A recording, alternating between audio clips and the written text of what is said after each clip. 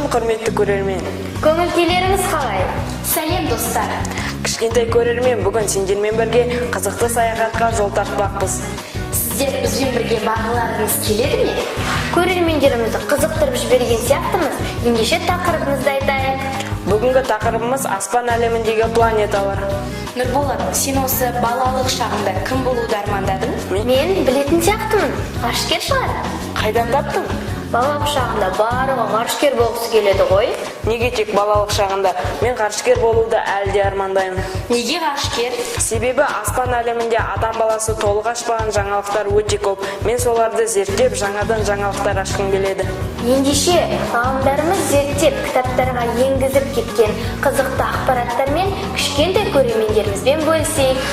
Аида, бұдан бұрын негізгі айдарымызды қарап алайық. Олай болса, жаңа әліпбиді бірге үйренейік айдарына кезек берейік.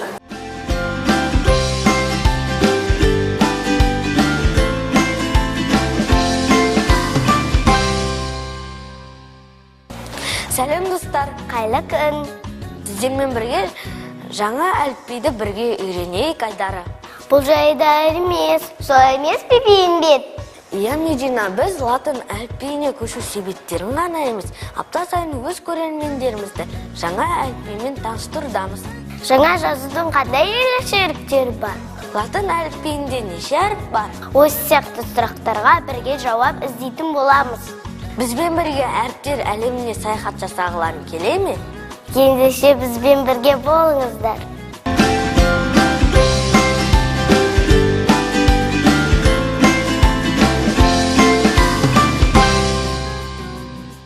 Медина, сен латын әліпбиінің шығу тарихын білесің бе? Жоқ.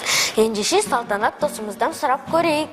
Латын әліпбиінің шығу тарихы барша жанды қызықтыратын сұрақ деп ойлаймын. Ендеше сіздерге қысқаша тоқталып өтейін.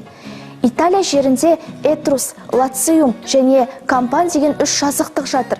Біздің заманымыздан бұрынғы 5-8 ғасырда Лациумның орталығы Рим қаласы болды. Біздің заманымыздан бұрынғы 1 ғасырдың аяғында көптеген мемлекеттерді жаулап алған Рим үлкен мемлекет болып, ондағы тұрғындары латын тілінде сөйледі. Сол кезде Рим үлкен мемлекет болғандықтан, олардың ресми тілі латын тілі болып, бүкіл Еуропа еліне тарады.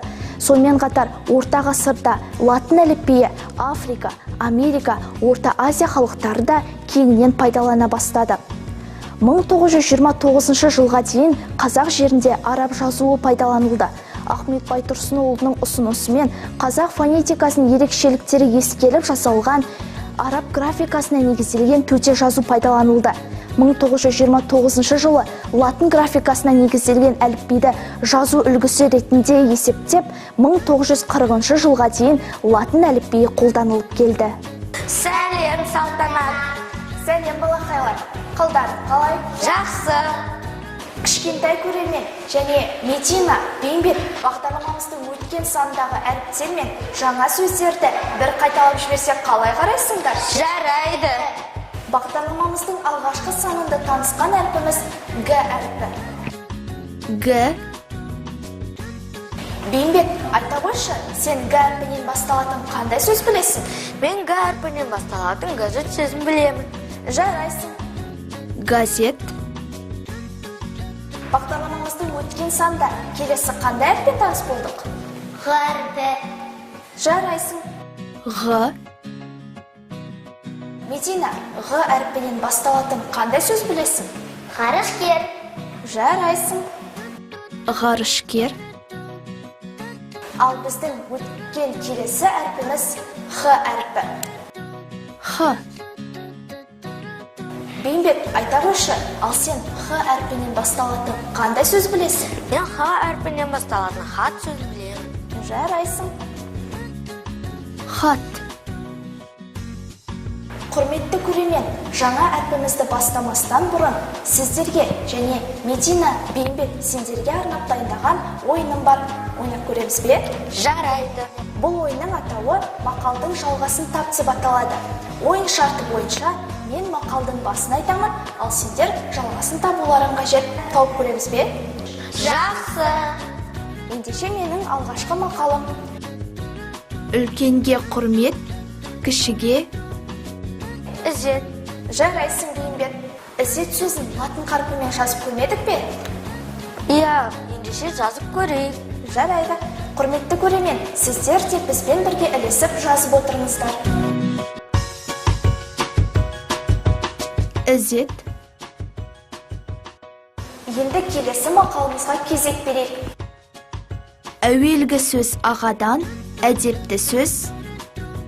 Ініден. Жарайсың, Медина. Енді іні сөзін латын қарпімен жазып көрейік.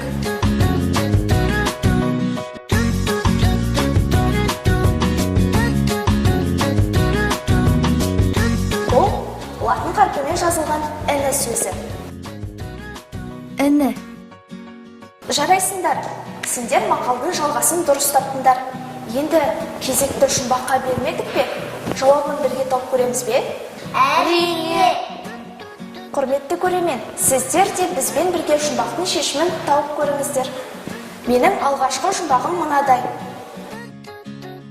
Басы жоқ, аяғы жоқ, иығы бар, киюге киімімді жиі құмар. Мен білемін, ол іс машинасы. Жарайсың, Беймет, сен жауабын дұрыс таптың. Енді іс машинасын латын қарпімен жазып көрмедік пе?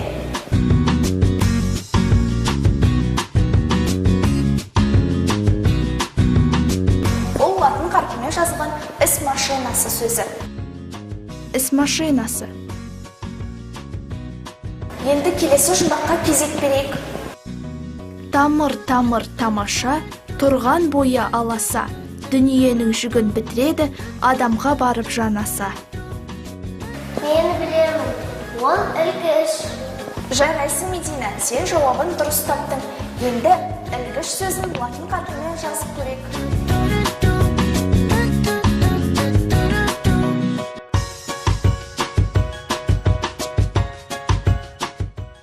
Ілгіш. Енді менің сендерге қояр негізгі сұрағым бар. Қалай ойлайсыңдар? Мақалдардың жалғасы мен жұмбақтардың шешіміне қарай отыра, біз бүгін қандай әріппен танысқалы отырмыз? Менің ойымша, біз бүгін «ы» әріпімен танысамыз. Жарайсың, Бейімбет, сен дұрыс таптың. Енді бүгінгі өткелі отырған «ы» әріпін латын қарпімен жазып көрейік. Бұл кішкентай әрпі. Бейімбет, байқап көресің бе? Иә.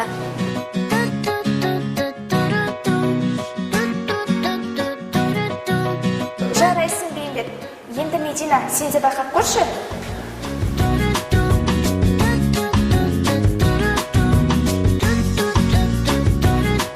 Мінекей, біз бүгін «ы» әрпімен одан басталатын жаңа сөздермен таныс болдық. Құрметті көрермен, сіздер де бағдарламамыздың келесі сандарын жіберіп алмаңыздар.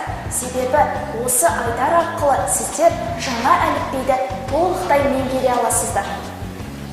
Достар, бүгін біз қандай әріптермен таныстық? Жарайсыңдар, ал осы әріптерден қандай сөздер басталады? Ізет. Іні. Іс машинасы. Ілгіш. Жарайсыңдар. Осымен біздің айдар аяқталды. Сау болыңыздар. Ізет, почет, хона. Іні, младший брат, younger brother. Іс машинасы. Швейная машина, sewing machine. Ілгіш, вешалка, hanger.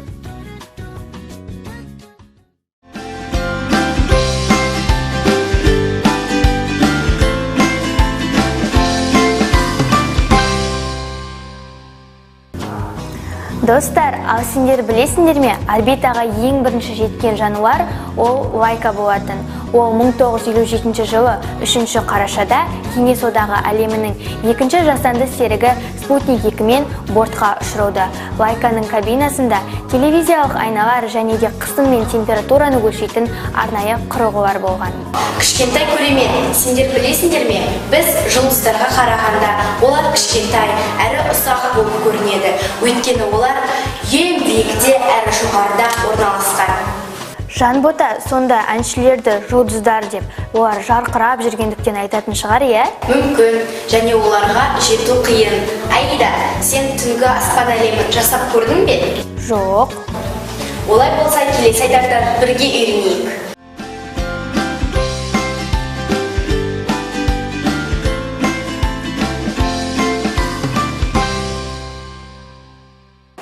Қайырлы күн, достар. Сәлем, достар. Інжу, Маржан, мен сендермен қазір ойын ойнағым келіп тұр. Ойынның аты кідірмей тез жауап бер. Маржан, қазір қай мезгіл? Жаз. Жарайсың. Інжу, қазір тәуліктің қай бөлігі? Түс. Жарайсың. Маржан, аспанда қанша жұлдыз бар? Көп. Жарайсың. Інжу, аспанда қанша күн бар? Бір. Енді екеуіңе де сұрақ қояйын. Уақытты өлшейтін құрал? Сағат. Жарайсыңдар. Апай, менің де сізге бір сұрағым бар. Қағаздан сағат жасауға бола ма? Әрине болады, Інжу. Олай болса, мен саған қазір қағаздан сағатты жасап көрсетемін. Олай болса, құрметті көрермендер, әр үйдің қабырғасында ілулі тұратын сағаттың жасалу жолдарын қазір біз сіздерге көрсететін боламыз. Бізге керекті құрал жабдықтар түрлі түсті қағаздар, желім, сызғыш, қайшы және қарындаш керек болады. Неден бастаймыз, апай? Қазір біз түрлі түсті қағазды аламыз және оны кішкене бөлігін екі жағын бірдей етіп бүктейміз. Бүктегенде үстінен қаттырақ басамыз. Және де оны қағазды аударып, тең етіп, екінші жағын бүктейміз. Осылай қайталай береміз.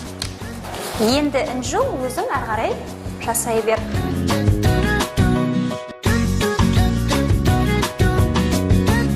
Маржан, тәуліктің қай бөлігінде адамдар ұйқыға кетеді? Түнде. Дұрыс айтасың. Олай болса, түнде аспанда нелер пайда болады? Ай мен жұлдыздар. Жарайсың. Ендеше, Маржан, біздер қазір сол түнгі аспанды қағаз бетіне жабыстырып көреміз. Ол үшін бізге түрлі түсті қағаздар, желім және қайшы керек болады. Маржан, түрлі түсті қағаздарды ала қой. Құрметті көрермендер, түнде қараңғы болады. Сондықтан біздер қазір қағаздың бетіне мына қара қағазды жабыстыратын боламыз.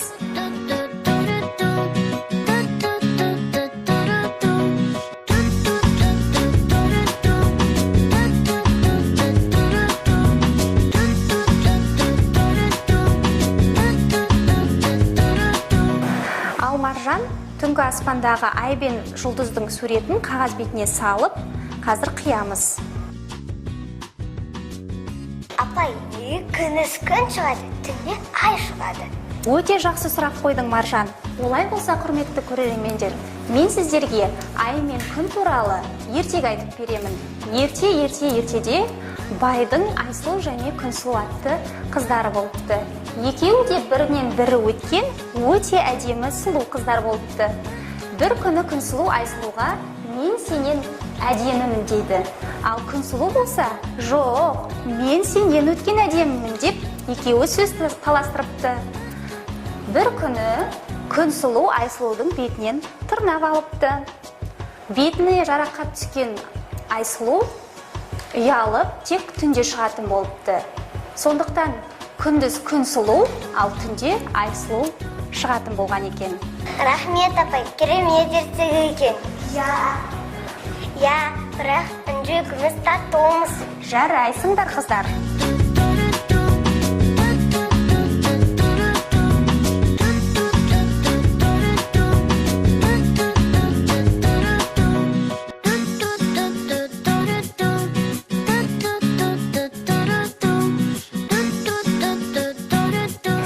Маржан, сен ай мен жұлдыздарды қиып болған сияқтысың. Енді осыларды қағаз бетіне жабыстыра қой.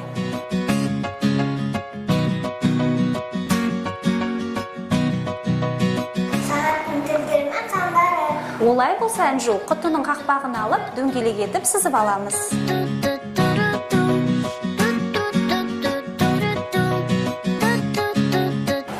Жарайсың, Әнжу. Енді сағаттың сандарын жазып шығамыз.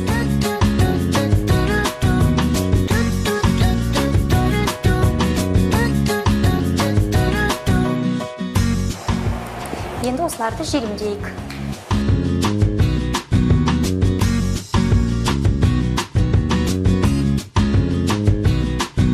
Әнжу, сағаттың неше тілі болады? 3. Жарайсың. Маржан, біздің түнгі аспанымыз өте әдемі шыққан екен. Жарайсың. Сағатымыздың соңғы тілін жабыстырамыз. Құрметті көрермендер, біздің сағатымызда дайын болды. Әнжу, Маржан, сағат неше болды? 9 болды. Дұрыс айтасыңдар. Құрметті көрермендер, сіздер де үйден осындай сағатты және түнгі аспанды жасап көріңіздер. Осымен біздің қол өнер, сырлы өнер айдарымыз аяқталды. Сау болыңыздар. Аспан, небо, sky. Сағат, час, hour. Ай, луна, moon. Күн, солнце, the sun. Жұлдыз, звезда, star. Сағаттың тілі, часовой язык, watch language. Тәулік, сутки, day. Таң, утро, morning. Көп, много, lot. Уақыт, время, time. Қағаз, бумага, paper. Түн, ночь, night.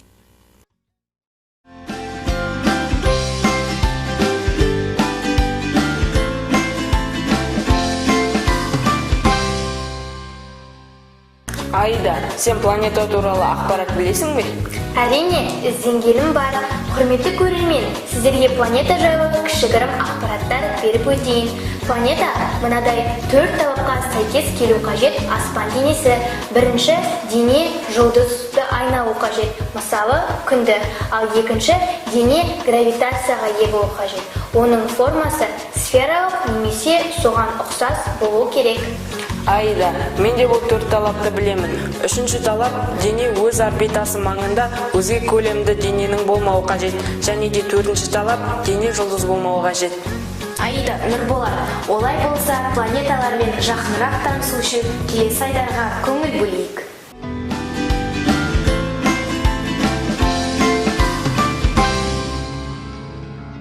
Сәлем, Рикарнасының кішкентай көрермендері. Қалдарыңыз қалай? Даная, біз қазір қай жерде тұрмыз?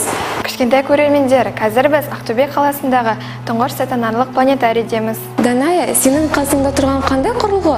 Бұл құрылғы телескоп деп аталады.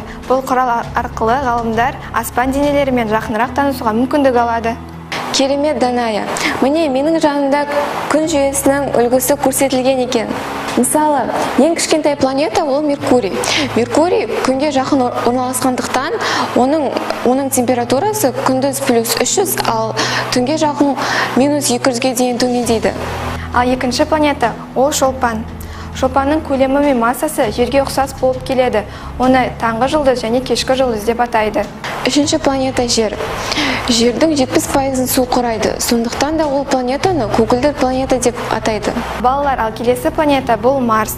Ол ежелгі Рим құдайы Марс құрметіне қойылған. Оның бірден-бір себебі планетаның қызыл түстес болуы. Ал Юпитерге тоқталатын болсақ, ол планеталардың ішіндегі ең үлкені. Оның үлкендігі сонша 1300 жер сыйып кетеді. Ал келесі планета ол Сатурн. Ол Юпитерден кейінгі екінші орында алады.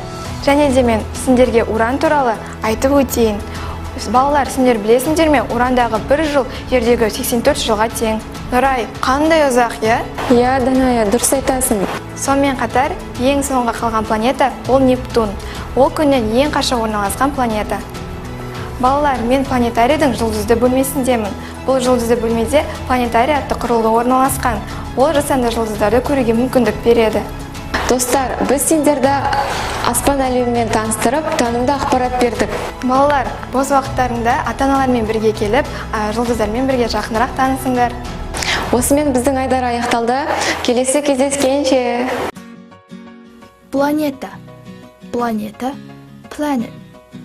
Planetary. Planetary. Planetary. Құрылғы. Устройство. Device.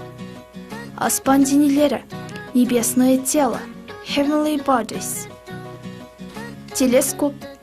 Телескоп. Telescope. Меркурий. Mercury, Mercury.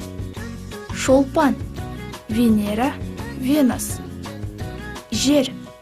Земля, Earth. Марс, Mars, Mars. Юпитер, Jupiter, Jupiter. Сатурн, Saturn, Saturn. Уран, Уран, Ураниум.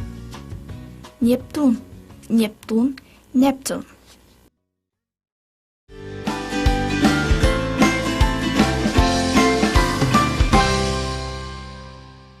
Достар, бүгінгі бағдарламамыз соңына жетті.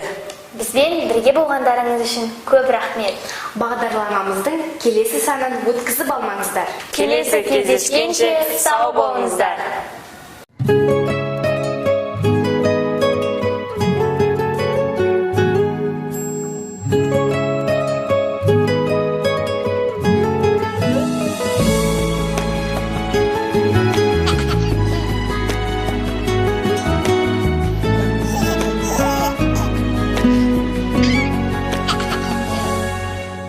Қызым-ау аппаға кеңнің тілегісің, кеудеде соққан анаңның жүрегісің. Көктегі күнім қызғалдақ гүлім-ау өмірімнің, өлшеусіз бағы екенің өзің ой білемісің. Шолпаным менің таңымның, раушаны бағымның, аяулы қызым саясы менің ой жанымның. Жаралған мөлдір сезімнен, айналдым сенің көзіңнен. Асықпын күнге сырласы тұғын ой өзіңмен. Моя дочка, моя радость и жизнь, мой цветочек, свет и сладость души, что всех милее, что так лелеют мать и отец.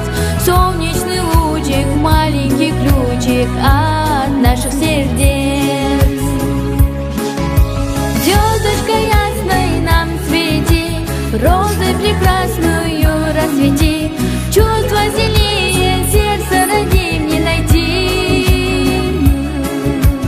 Пусть будет чистой твоя краса, счастье учится в твоих глазах. Не нагляжусь я, жду, не дождусь я, чтоб это сказать.